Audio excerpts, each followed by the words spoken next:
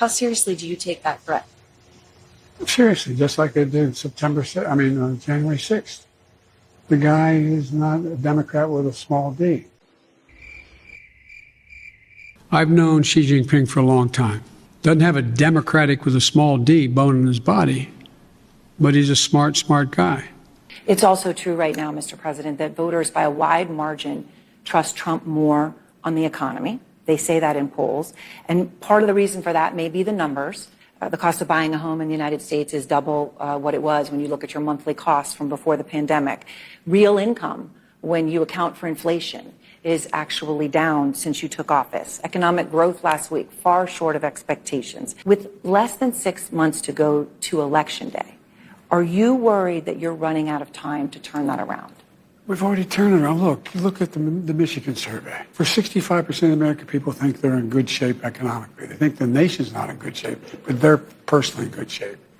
The polling data has been wrong all along. But there's real pain. I mean, grocery prices are up 30%, more than 30%. People are spending more on food and groceries than they have at any time really in the past 30 years. I mean, that's a real day-to-day pain that people feel. It really is, and it's real. But the fact is that if you take a look at what the people have, they have the money to spend. It angers them and angers me that you have to spend more. We have the strongest economy in the world. Let me say it again, in the world. Although GDP last week was far short of expectations. Oh, it wasn't. Look, GDP is still growing. Look at the response of the markets. Overwhelmingly positive. No president's had the run we've had in terms of creating jobs and bringing down inflation. It was 9% when I came to office. The idea that we're in a situation where things are so bad, we've created more jobs. We're in a situation where people have access to good paying jobs. That's why I'm working very hard to bring the cost of rentals down, to increase the number of homes that are available.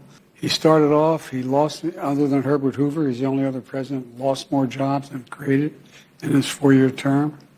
He's, in the way he managed the end of his last year when we were dealing with COVID, 1 million people died. He told people to inject bleach that may do it. Said, supposing you brought the light inside the body, which you can do either through the skin or in some other way, right? And then I see the disinfectant, where it knocks it out in a minute, 1 minute.